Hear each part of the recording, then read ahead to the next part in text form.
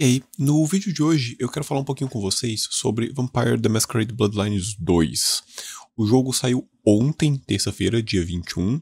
Eu acredito que esse vídeo vá ao ar até o final da semana, ou então ou no dia 23 ou no dia 24. Mas o jogo saiu agora, nesta terça-feira, dia 21. E eu queria falar um pouquinho com vocês sobre todo o processo desse conturbado jogo entre o seu anúncio e o seu lançamento agora essa semana. Vampire the Masquerade Bloodlines 2 conta com uma história muito confusa e muito conturbada, não muito diferente de seu antecessor Vampire the Masquerade Bloodlines 1, lá de 2004.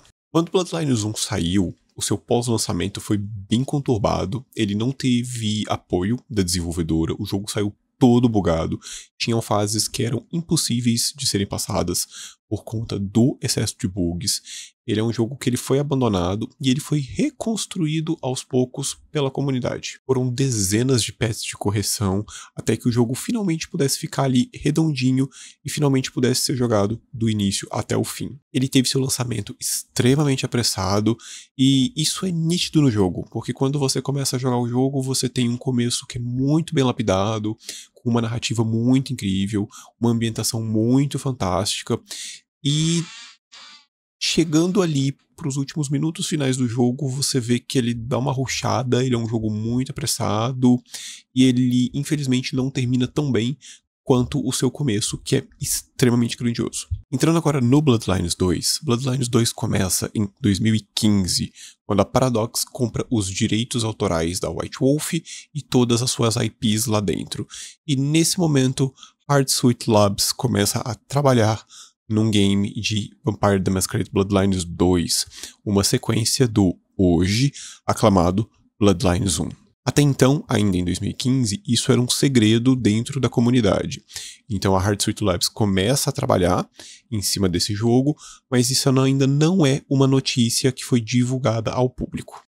O jogo só foi anunciado para o público na Game Developers Conference, GDC, em março de 2019, com esse trailer aqui, com previsão de lançamento ainda para o primeiro trimestre de 2020. Inicialmente, o jogo sairia para a atual, da época, geração de consoles, que seria o Xbox One, o PC e o PlayStation 4. A ideia inicial desse primeiro esqueleto de Bloodlines 2 é que ele se passaria em Seattle e você controlaria um sangue fraco. Por ele ser um sangue fraco, você não seria de nenhum clã específico, mas teria acesso a algumas disciplinas vampíricas para trilhar ali mais ou menos como que você iria fazer essa jogabilidade. Essa seria, então, a primeira ideia e o primeiro desenvolvimento da sequência de Bloodlines. Chegamos ao primeiro trimestre de 2020 e o jogo foi adiado. Como já era de se esperar, nós tivemos muitos adiamentos na indústria, da indústria como um todo, livros, cinemas, videogame, falando sobre adiamentos por conta da Covid-19. E isso era praticamente corriqueiro. Nós já estávamos esperando que vários jogos tivessem atraso por conta disso, e Vampire the Masquerade Bloodlines 2 não foi diferente. Ele teve, então, seu primeiro adiamento sendo adiado para agosto de 2020. Entretanto, ao ser anunciado que ele foi adiado, a Covid não foi utilizado como argumentação para esse adiamento. Pelo contrário, a Hardsuit Labs argumentou que o motivo do adiamento do Bloodlines 2 seria para poder polir e entregar uma experiência íntegra e completa do jogo sem nenhum tipo de bugs. A ideia era conseguir lançar um jogo que estivesse à altura de 2019 e não de 2004, como foi com seu antecessor, cheio de bugs em seu lançamento. Em agosto, esperaríamos mais um adiamento, dessa vez para 2021. Mas isso não foi tudo. A Paradox vinha demonstrando medo de que a Hardsuit Labs não iria conseguir entregar um jogo que eles haviam prometidos, sem bugs, travamentos, sem problemas, um jogo que rodaria liso. E junto com esse adiamento, nós tivemos demissões dentro do desenvolvimento do jogo. Alguns dos cargos mais altos, que inclusive estavam à frente da produção do jogo e que eram também pessoas envolvidas em Bloodlines 1, foram demitidas nessa mesma época. E aqui você pode até estar se perguntando, nossa, mas é muita burrice você demitir alguém que trabalhou no jogo original, sendo que o jogo original é um jogo de sucesso, e você é o cara que conhece o jogo, é o cara que entende aquilo, e você demite ele. A verdade é que essa resposta ela é mais complexa do que realmente parece. O cenário de produção desse jogo já vinha sofrendo com reclamações internas de desenvolvedores que trabalhavam dentro do jogo. Atrelado a isso, você já tem adiamentos, um jogo que não estava nem um pouco otimizado, vários atrasos, relações internas e externas que já estavam extremamente conturbadas. Mas uma coisa é fato. Muitos dos fãs de Bloodlines 1 tinham grande esperança nesse projeto por conta de ter pessoas que estavam lá no projeto original envolvidas diretamente com esse projeto. E a demissão dessas pessoas abalou muito a base de fãs, que começaram a demonstrar extrema preocupação com o futuro desse jogo. Saímos de agosto, próximo adiamento, e entramos em 2021.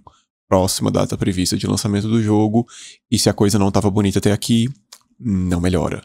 Em 2021, CEO da Paradox diz que provavelmente o jogo não sairá esse ano, até porque a ideia agora já era, inclusive, optimizar a saída dele para PlayStation 5 e Xbox Series, a atual geração de consoles nessa época específica.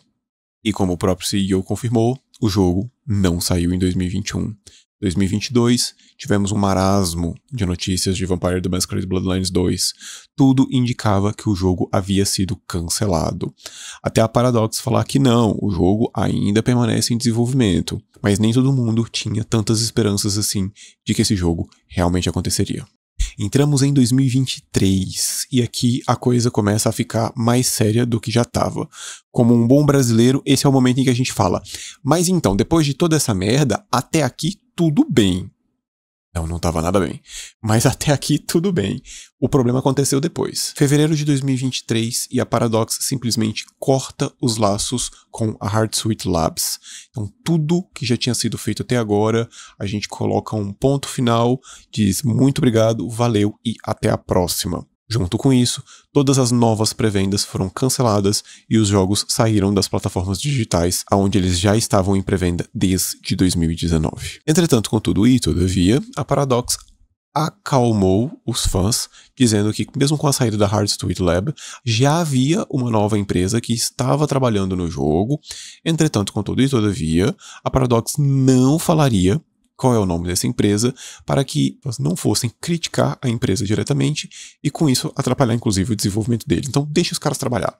Se vocês têm algum problema para poder resolver agora, esse problema vai ser comigo, Paradox, e não com a empresa que está trabalhando no jogo. Era óbvio que uma notícia dessa iria criar um certo hate, uma certa pressão, uma certa raiva em cima de alguns fãs, principalmente de quem já tinha comprado na pré-venda lá em 2019.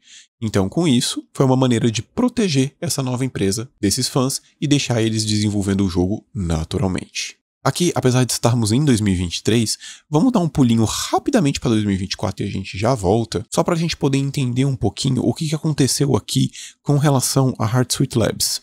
Em 2024, em uma entrevista, foi anunciado que um dos motivos para o corte do vínculo com a Hardsuite Labs seria que eles não estavam conseguindo entregar um jogo à altura do pedido da Paradox. Por ser uma empresa sem muita experiência, a Hardsuite Labs ela foi fundada em 2015.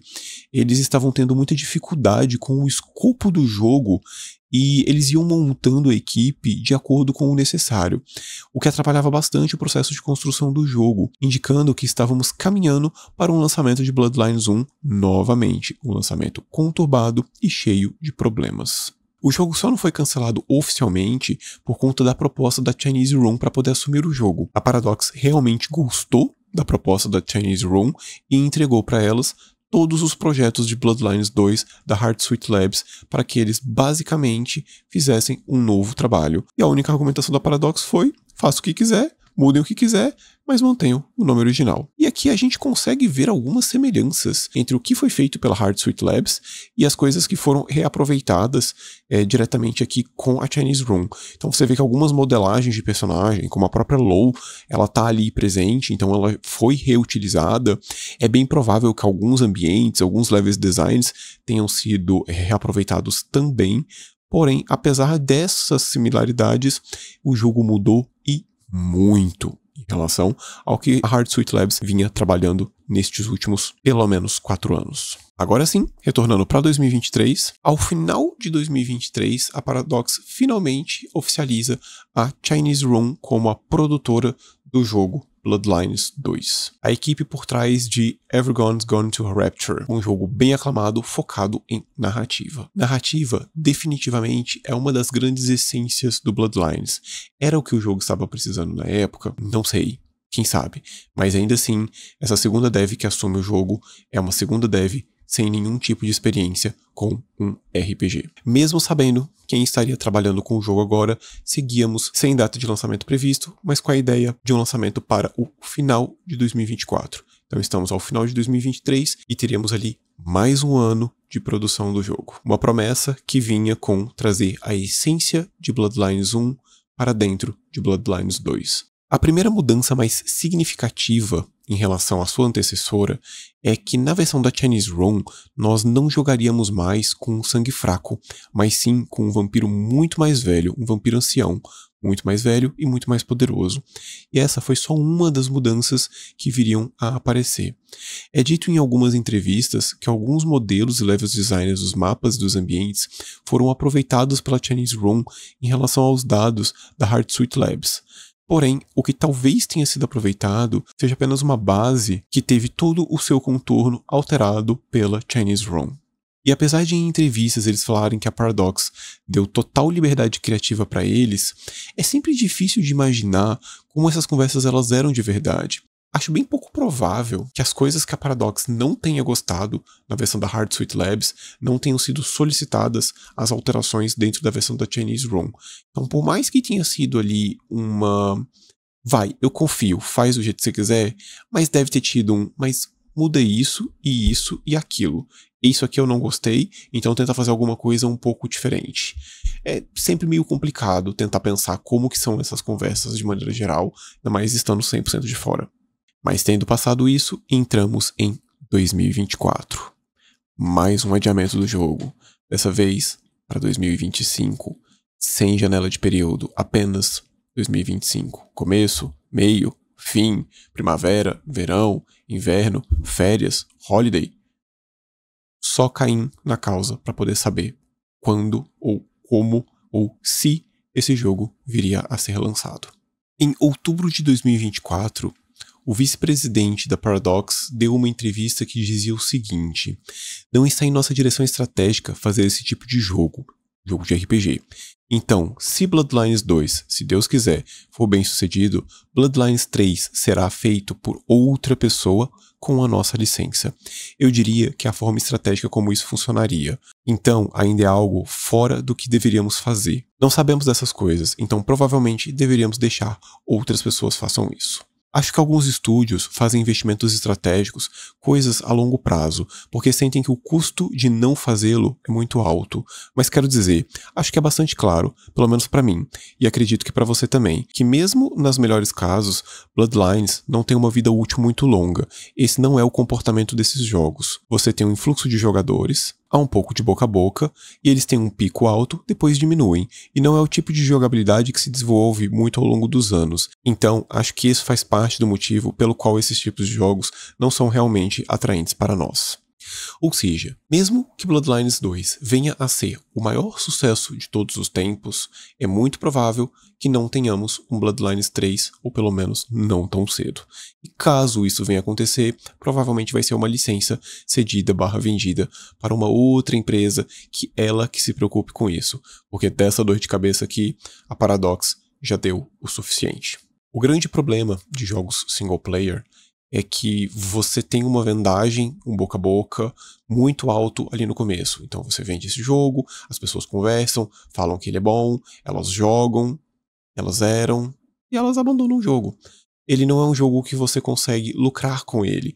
Você não tem a adição de conteúdos com grande frequência, você não tem um Battle Pass, então você não tá ali sendo rentável com o seu trabalho. Você trabalhou, você vendeu, aquele jogo vai ficar no passado, as pessoas que já compraram, elas não gastaram dinheiro de novo com aquilo, você pode até fazer uma DLC aqui, outra ali, mas não é algo que sustenta a longo prazo, o que claramente não estava dentro dos objetivos deles. Claramente, fazer um RPG foi, no mínimo, uma grande dor de cabeça para Paradox. Entramos em 2025, onde a Paradox comenta que Bloodlines 2 será um sucessor espiritual de Bloodlines 1. E com tantos problemas envolvidos, como que um sucessor espiritual, mas não um sucessor direto, chamaria Bloodlines 2 e não qualquer outro nome? Agora, em agosto de 2025, a Game Informer teve a oportunidade de entrevistar alguns devs de Bloodlines 2 e essa foi uma das perguntas que foi feita diretamente para esses devs. E a resposta dele é bem interessante. Abre aspas. Quando pergunta ao diretor criativo Alex Skidmore por que o jogo se chama Bloodlines 2 em vez de qualquer outra coisa, ele pensa um pouco e responde dizendo: é o que nos pediram para fazer. É uma resposta honesta. Notoriamente, Bloodlines 2 estava sendo originalmente criado pela Hardsuite Labs e avançou o suficiente em desenvolvimento para ser exibido na E3 de 2019, mas os 2 anos seguintes foram repletos de atrasos, saídas e, por fim, a decisão de remover completamente a Hardsuite Labs do projeto. A Chinese Room tomou então seu lugar. Como estava trabalhando em um projeto já anunciado, não teve muita escolha. Esse jogo sempre se chamaria Bloodlines 2. Ou seja, não importava o que acontecesse, o jogo já tinha sido anunciado. A ideia da Paradox aqui não era cancelar todo o marketing que eles já tinham, marketing que inclusive foi feito com base em você ter diretores criativos do primeiro jogo dentro do segundo jogo, você já tinha um renome, você já tinha uma expectativa, você já tinha pré-vendas feitas, então vamos manter Bloodlines 2 e mesmo que a Chinese Room precise mudar completamente o jogo, o que de prática foi feito, ainda assim ele seria Bloodlines 2 e não qualquer outro nome Vampire the Masquerade. Aqui, no entanto, a Game Informer ela completa com uma coisa que eu acho muito interessante, que é o seguinte. No entanto, isso leva a uma questão mais interessante. O que exatamente torna um jogo um Bloodlines? É uma série com apenas uma entrada anterior, e modernizá-la, embora em grande parte melhor, cria diferenças enormes. No fim das contas, você pode perguntar a 100 fãs de um jogo quais são as suas características definidoras, e nenhuma lista seria idêntica. Quando pergunto ao diretor narrativo Ian Thomas o que destacou o Bloodline original, ele responde: acho difícil de dizer de pessoa para pessoa, porque cada um tem uma experiência pessoal com ele. Para mim, o que ele fazia tão bem era a atmosfera, simplesmente inundava tudo com a atmosfera. Por fim, temos então a data de lançamento do jogo, agora prevista para 21 de outubro, com 4 clãs jogáveis no seu jogo base e 2 clãs presos com um pagamento no dia 1, uma DLC de dia 1, com muita reclamação, tanto da indústria quanto dos fãs, tanto a Paradox quanto a Chinese Room voltaram atrás e deixaram os 6 clãs disponíveis dentro do jogo base. E assim agora eles alteraram o que antes seria uma DLC paga com clãs, agora viria a ser uma DLC paga com uma história standalone, onde você vai jogar com uma primogênita historiadora ou com um xerife Brujah, previstos para 2026. O jogo saiu essa semana. Talvez você já tenha até jogado ele, talvez você já tenha até zerado ele no momento em que você estiver assistindo esse vídeo.